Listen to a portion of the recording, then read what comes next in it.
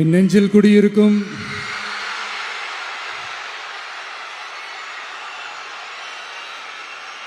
கரூர் சொந்தங்கள், உங்கள் அனைவருக்கும் என்னுடைய வணக்கம்.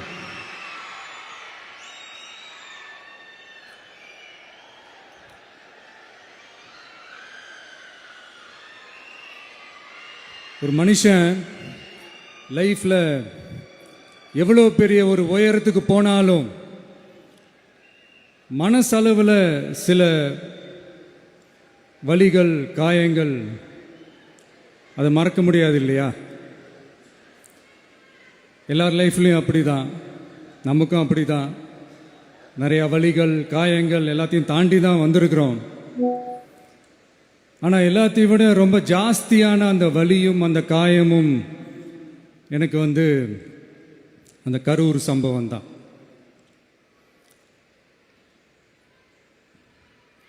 மக்களை சந்திக்கணும், மக்கள் பிரச்சனைகளை எடுத்து பேசணும். அதுக்காக தான் அந்த மக்கள் சந்திப்பு பயணத்தை தொடங்கி திருச்சி, அரியலூர், நாகப்பட்டினம், திருவாரூர், நாமக்கல், கரூர் அப்படின்னு சொல்லிட்டு போயிட்டு இருந்தோம். அரியலூரில் அந்த மீட்டிங் முடிச்சுட்டு பெரம்பலூர் போகிறதுக்கு முன்னாடி அந்த பெரம்பலூர் போலீஸ் எங்களை அலர்ட் பண்ணாங்க. சரிங்க, கூட்டம் கொஞ்சம் ஜாஸ்தியாக இருக்குது, லேட் ஆகிடுச்சு, வராதிங்க அப்படின்ட்டு. So we had no choice. Police சொன்னால் நம்ம அதை ஒபே பண்ணி தானே ஆகணும். அதே நேரத்தில் பெரம்பலூர் மக்களோட அந்த சேஃப்டியும் மைண்டில் எடுத்துக்கிட்டு ஒரு மன வலியோடவே திரும்ப போயிட்டோம். அதுக்கப்புறம் பெரம்பலூர் தொகுதி மக்களுக்கு மன்னிப்பும் கேட்டோம். அதே மாதிரி நாமக்கல் அந்த மீட்டிங் முடிச்சுட்டு கரூர் வரும்போது அந்த கரூர் போலீஸ் எங்களை அலர்ட் பண்ணியிருக்கலாம்ல.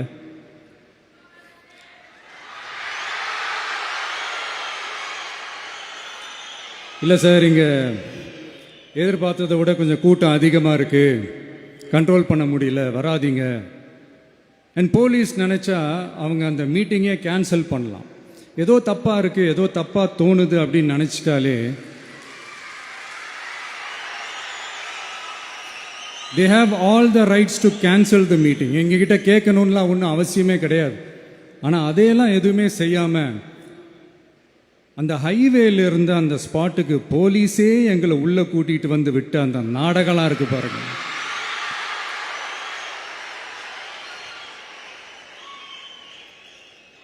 நம்பிட்டேங்க, முழுசாக நம்பிட்டேன். அன்னைக்கு இருந்த அந்த கரூர் போலீஸ் பேசும்போது தேங்க்ஸ்லாம் சொன்னேன் அவங்களுக்கு. எனக்கு தெரியாது இப்படி ஒரு நாடகம் நடக்கும். இதுக்கெல்லாம் யார் காரணம்? இதெல்லாம் யார் சொல்லி செஞ்சது? இப்படி பண்ணுங்க, அப்படி பண்ணுங்க, சப்போஸ் அப்படி நடந்தா இப்படி பண்ணுங்க, சப்போஸ் இப்படி நடந்தா இந்த மாதிரி இன்ஸ்ட்ரக்ஷன்ஸ்லாம் கொடுத்து அந்த பிரஷர் போடுறது யாரு?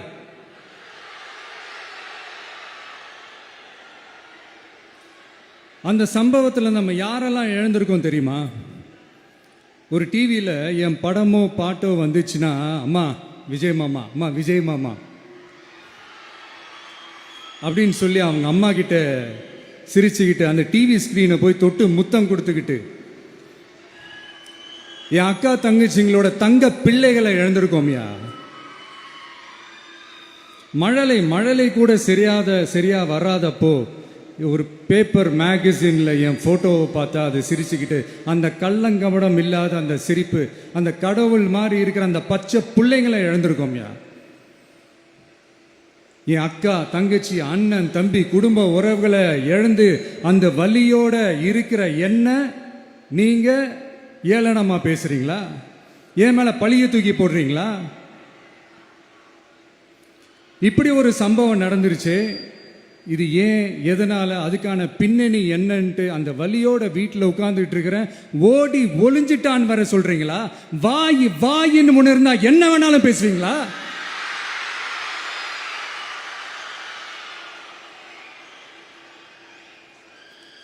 மக்களே, நான் உங்களையே கேட்குறேன். அன்னைக்கு அத்தனை க்ரௌடு இருந்துச்சு, அந்த க்ரௌடுக்கு தகுந்த மாதிரி போலீஸ் பாதுகாப்பு கொடுத்தாங்களா? இந்த இடத்தை எடுத்துக்க சொல்லி நாங்க தான் சொன்னோம்னு ஒரு போலீஸ் ஆபீசர் பேட்டி கொடுக்கிறாரு. அதுக்கு என்ன அர்த்தம்? இவ்வளோ வலி, இவ்வளோ காயங்கள் கொடுத்துட்டு பழியை தூக்கி நம்ம மேல போட்டுட்டு அதுல ஒரு அரசியல் ஆதாயம் தேடுறீங்களேயா? இதுல வாய் கூசாம சட்டசபையில ஸ்டாலின் சார் நம்ம மேல திருப்பி விட்டு அங்க ஒரு அரசியல் செய்றாரு. அதுக்கு என்ன அர்த்தம்? நமக்காக வந்திருக்கிற மக்களை காக்க வைக்கிறதுக்கு நான் ஒன்றும் ஆதாயம் தேடுற அரசியல்வாதியெல்லாம் கிடையாது. மக்களுக்காக அரசியலுக்கு வந்தவன் இந்த விஜய். எனக்காக எல்லாமும் கொடுத்த என் மக்களுக்காக எல்லாத்தையும் விட்டுட்டு மக்களுக்காக மட்டுமே அரசியலுக்கு வந்தவன் இந்த விஜய். அவங்களுக்காக நன்றி கடன் செலுத்துறதுக்காக மட்டுமே அரசியலுக்கு வந்தவன் இந்த விஜய். உங்களுக்கு தான் இந்த விஜயை பத்தி நல்லா தெரியுமே. ஆனா நம்ம எல்லாருக்குமே இத்தனை வலிகள் காயங்கள் கொடுத்தவங்களுக்கு இந்த 2026 தேர்தலில் தக்க பதிலடி கொடுத்துட்டீங்க. ஆனா அது மட்டுமே பத்தாது மக்களே, அது மட்டுமே பத்தாது. காலகாலத்துக்கும் எழுந்திருக்கவே முடியாத அளவுக்கு நிரந்தரமான ஒரு பதிலடியை நீங்க கொடுத்துக்கிட்டே இருக்கணும்.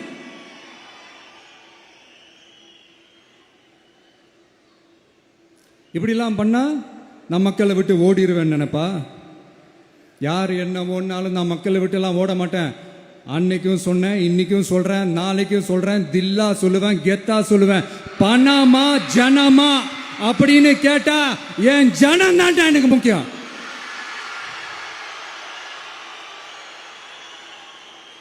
மக்களே, உங்களை விட எனக்கு இந்த காசு பணம் முக்கியமா என்ன? இவ்வளோ குறைகள் நம்ம மேல சொல்றாங்களே, இப்ப நான் சொன்ன மாதிரி அவங்களால ஓப்பனா சொல்ல முடியுமா? அந்த தில்லு இருக்கா, திராணி இருக்கா? ஒரு கிடையாது. ஆனா நம்ம மக்கள் அமைச்சு கொடுத்த நம்ம அரச குறைகள் மட்டும் டிசைனா மாடல் மாடலா குறைகள் மட்டும் சொல்லுவாங்க. ஒவ்வொரு டிபார்ட்மெண்ட்லயும் அந்த பார்ட்டி ஃபண்ட், அந்த கட்சி நிதின்ற பேர்ல அடிக்கிற கொள்ளையெல்லாம் இந்த தீய சக்தியா இருக்கட்டும், தீந்து போன சக்தியா இருக்கட்டும், ரெண்டு பேரும் மாறி மாறி இதே தான் செஞ்சிட்டு இருக்கிறாங்க. இதுல ஒரு ஹைலைட் காமெடி என்னன்னா, சட்டசபையில் பேசும்போது பார்ட்டி ஃபண்டுன்னு தான் சொன்னேன். அது எந்த பார்ட்டி, என்ன ஃபண்டு, யாரு, என்ன பேரு எதுவுமே சொல்ல. பார்ட்டி ஃபண்டுன்னு சொன்னவனை எடுத்தாங்க பாருங்க ஒரு ஓட்டம். எனக்கே ஃபர்ஸ்ட் புரியல, ஏன்பா ஓடுறாங்க? அப்படி என்ன நம்ம சொல்லிவிட்டோம்? அதான் அந்த குற்றம் உள்ள நெஞ்சுக்கு தான் குறுகுறேங்கும். இது எப்படி இருக்கு தெரியுமா? எங்க அப்பா பீரோக்குள்ள இல்ல, எங்க அப்பா பீரோக்குள்ள இல்ல அப்படின்னு சொல்ற மாதிரி. ஐயோ, ஏன் கேக்குறீங்க? இவங்களோட செம்ம கூத்தா இருக்குங்க, செம்ம ஃபன்னா இருக்கு. சென்னையில் ஒரு பாலம் கட்டுறதுக்காக நார்மலாக ஆகிற செலவை விட அதிக செலவில், கிட்டத்தட்ட டபுள் மடங்கு செலவில் ஒரு டெண்டர் ஒன்று விட்டுருக்குறாங்க. அதையெல்லாம் தோண்டி எடுத்து அதெல்லாம் இப்போது கண்டுபிடிச்சி கேன்சல் பண்ணியிருக்கிறோம். இன்னும் எத்தனை கோடி ஊழல், எத்தனை லட்சம் கூடல் தோண்ட தோண்ட வருமோ எங்களுக்கே தெரில. ஒவ்வொரு முகமுடியாக கிழியுது. ஐயோ, இந்த விஜய் ஒவ்வொரு கதையாக எடுத்து வெளியில் விட்டுருவான் போலின்ட்டு திரும்புகிற பக்கம்லாம் கதறல் கதறல் கதறல். காதலேருந்து ரத்தம் வராத குறை. ஆமாம், இப்படி ஊழல்லே ஊறி போனவங்க இப்படி தான் இருப்பாங்க. இந்த 50-55 நாட்களில் அங்கே செஞ்ச சில விஷயங்கள்லாம் சட்டசபையிலே எடுத்து சொன்னேன். பட் இங்கே ஒரு சில விஷயங்கள் சொல்லணும்னு நினைக்கிறேன். இந்த மின்சாரத்துறையில் இதுக்கு முன்னாடி போட முடியாமல் இருந்த அந்த பதவி உயர்வை இப்போ தான் எங்களால் போட முடிஞ்சுது. அதுக்காக ஒரு அக்கா அழுதுகிட்டே ஒரு நன்றி சொன்னாங்களே, அதெல்லாம் அவங்க கண்ணில் படாது அந்த வீடியோலாம். குறை சொல்கிறவங்களுக்கு. அடுத்து லஞ்சம்லாம் ஒழிக்க முடியாது, ஊழல்லாம் ஒழிக்க முடியாது, அதெல்லாம் பிளட்டிலேயே ஊறி போய் இருக்கு அப்படின்னு சொன்னவங்க போய் ஒவ்வொரு கவர்மெண்ட் ஆஃபீஸா பாருங்க. ஒரு பைசா லஞ்சம் இல்லை, ஒரு பைசா ஊழல் இல்லை. வேலையெல்லாம் சும்மா டக்கு டக்கு டக்குன்னு நடக்குது. ஒரு பெரியவர் ஒருத்தர் சொல்றாரு, தம்பி வேலையெல்லாம் நடக்குது, ஆனா அதையும் தாண்டி எங்களுக்கு மரியாதை கொடுக்குறாங்க தம்பி, உட்கார வச்சுலாம் பேசுறாங்க. இதெல்லாம் இதுக்கு முன்னாடி நடந்ததே இல்லை. அவனை போய் பாரு, இவனை போய் பாரு, இந்த ஆபீசரை போய் பாருன்னு சொல்லி அலைய விடுவாங்க. இப்ப லஞ்சம் இல்லை, ஊழல் இல்லை, வேலையெல்லாம் உடனே நடக்குது. மக்கள் அப்படி ஒரு பெருமூச்சு ஒன்று விடுறாங்க. அதை பார்த்து நமக்கு அப்படி ஒரு ஹாப்பினஸ். இதுக்கு மேல என்ன வேணும்? ஏன் இதெல்லாம் பண்ண முடியாது? மனசுன்னு ஒன்று இருந்தா பண்ணலாம். இப்ப பண்ணல, அதே மாதிரி இந்த எல்என்டி நிறுவனத்தோட 18,600 crore-க்கு 3 திட்டங்கள் அந்த ஒப்பந்தம் அந்த கையெழுத்து போட்டிருக்கிறோம். கிட்டத்தட்ட 8,200 பேருக்கு வேலை வாய்ப்பு. நான் சொல்கிறது அந்த 3 மாவட்டத்தை சேர்ந்தவங்களுக்கே அவ்வளோ வேலை வாய்ப்பு. குறுவை சாகுபடிக்காக 134 கோடியில் அந்த சிறப்பு தொகுப்பு திட்டம் அறிவிச்சிருக்கிறோம் நம்ம விவசாயிகளுக்காக. இப்போவும் சொல்கிறேன், நம்ம விவசாய பெருமக்களே, உங்களோட இந்த அரசு கூடவே நிற்கும். பெண்கள் பாதுகாப்புக்காக சிங்கப்பெண் அதிரடி படை, அது உங்களுக்கு நல்லா முன்னாடியே தெரியும். வரப்போற அறிஞர் அண்ணா அவர்களுடைய பிறந்த நாளில் உங்க அண்ணனுடைய அரசுல தாய் மாமன் தங்க மோதிர திட்டம் அறிவிக்கப்படும். இதெல்லாம் கேட்டாங்களே, வாக்குறுதி கொடுத்தீங்களே, என்னாச்சு என்னாச்சுன்னு. இந்த தீய சக்தி மாதிரி ரியல் தாய் மாமன்லாம் கிடையாது, ரியல் தாய் மாமன். எப்படி ரியல் தாய் மாமன்.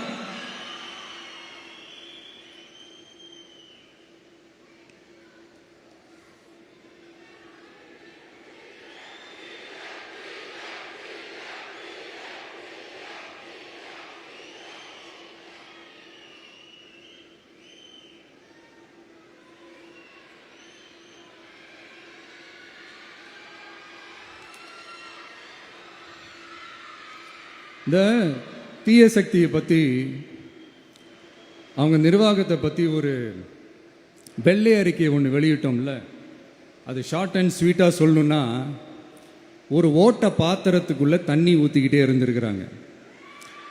பாத்திரம் எம்டியாகவே இருந்திருக்கு, ஆனால் ஊற்றின தண்ணி தான் எங்கே போச்சுன்னு தெரில. கடவுளுக்கு தான் வெளிச்சம். அது மாதிரி இப்போ நம்ம சொன்னதெல்லாம் சும்மா ஒரு சாம்பிள் தான். இன்னும் வரப்போகிற நாட்களில் உங்கள் அரசனுடைய அந்த விஸ்வரூபத்தை நீங்கள் பார்ப்பீங்க. அடுத்து வாயத்துறங்க சிஎம். அடாடா, உங்கள் சிஎம் நெஞ்சிலேயே குத்திட்டு வந்தீங்க பாருங்க, அதெல்லாம் வேற லெவல். பேசுங்கன்றீங்க, பேசுனா எந்திரிச்சு ஓடிடுறீங்க. இனிமே பேச ஆரம்பிக்கிறதுக்கு முன்னாடி என்ன பண்ணணும் அப்படின்னா, ஒரு நண்பர் ஒருத்தர் சொன்னார், மாண்புமிகு பேரவைத் தலைவர் அவர்களே, எல்லா டோரையும் இழுத்து லாக் பண்ணுங்க அப்படின்னு சொல்லிட்டு தான் பேச ஆரம்பிக்கணும் போல் இருக்கு. ஏன்னா பேசிட்டு இருக்கும் போது எந்திரிச்சு ஓடிடுறாங்க. 5 நிமிஷம் பேசினதுக்கே குளத்தூர்ல கொத்து பரோட்டா போட்டாங்க. இதுக்கு மேல பேசினா மொத்தமா முடிஞ்சிடும், பார்த்துக்கங்க. நாம அரசியல் பேசினா விஜயெல்லாம் அரசியல் பேசலாமா அப்படிங்கிறது. சரிப்பா, நமக்கு எதுக்கு வம்பு, நம்ம பாட்டுக்கு நம்ம வேலையை பார்ப்போம், எதுக்கு அவங்கள பற்றி பேசிக்கிட்டு அப்படின்னு இருந்தா விஜய்க்கு அரசியலே பேச தெரில அப்படிங்கிறது. இப்படியே மாறி மாறி மேகதாது அணையை பற்றி என்ன தெரியும், விஜய் அதை பற்றி பேசலை. இப்படி நம்ம அரசியலுக்கு வந்ததுலேருந்தே ஒரு கூட்டம் குறை மேலே குறையா சொல்லிக்கிட்டு, பாட்டுக்கு பாட்டு கச்சேரி எங்களுக்கும் பண்ண தெரியும், பண்ணலாமா? இந்த மேகதாது அணை சம்பந்தமான அந்த வழக்கில் தமிழ்நாட்டோட பெட்டிஷனை சுப்ரீம் கோர்ட் எப்போ ரிஜெக்ட் பண்ணுச்சு? அப்போ யார் ஆட்சியில் இருந்தா? ஏன் ஒழுங்கா வாதாடல? நீங்க ஒழுங்கா வாதாடி இருந்தீங்கன்னா அதை ரிஜெக்ட் பண்ணியிருக்க மாட்டாங்கல்ல. ஏன் ஸ்டாலின் சார் வேணும்னே விட்டுட்டாரா? ஏன் இப்படிலாம் கேள்வி கேட்கலாமா? இப்படிலாம் கேள்வி கேட்டாதான் மேகதாது அணையை பற்றி பேசினதா அர்த்தமா?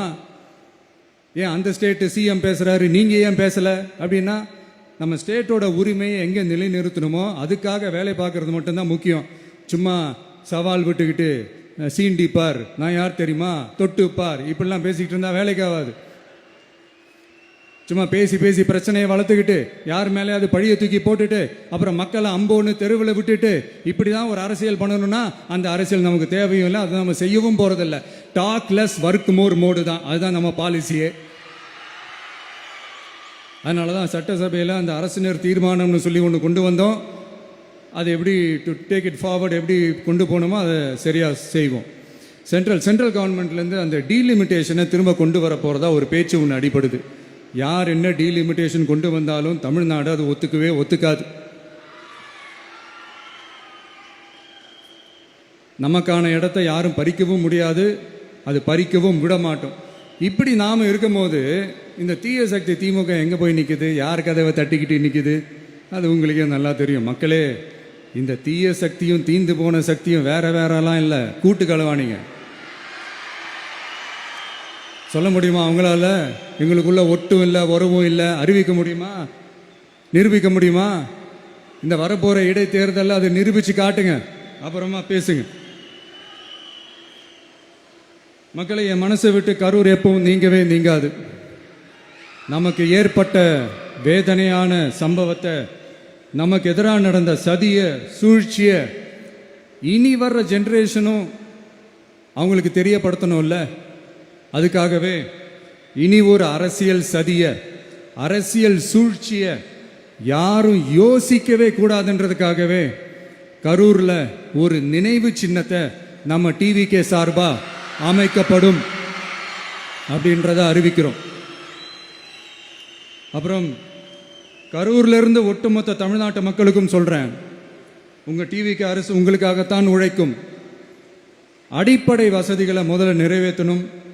ஒரு பக்கம் நிதி நிலைமையை சரி செஞ்சுக்கிட்டே, இன்னொரு பக்கம் அப்படியே நாம் சொன்னதில் ப்ரையாரிட்டி பார்த்து ஒவ்வொன்றா படிப்படியாக நிறைவேற்ற ட்ரை பண்ணுவோம். இது எப்பவும் உங்களுக்கான அரசாக தான் இருக்கும். இந்த விஜய் உங்கள் விஜயாக தான் இருப்பான். நீங்கள் உரிமையோட உங்கள் கவர்மெண்ட்டை நீங்கள் அணுகலாம். இந்த தீய சக்தி ஆட்சி முடிஞ்சு பொட்டிக்குள்ளே போனதுலேருந்தே என்னென்னமோ பண்ணுறாங்க, இது ஏதோ பேசுகிறாங்க, சோஃபாங்கிறாங்க, வாஷிங் மிஷினுங்கிறாங்க. இந்த அரசியல் வியாபாரம் பண்ணுறதுக்கான அந்த வெண்டிங் மெஷினே அவங்க தான். யார்? இந்த திமுக.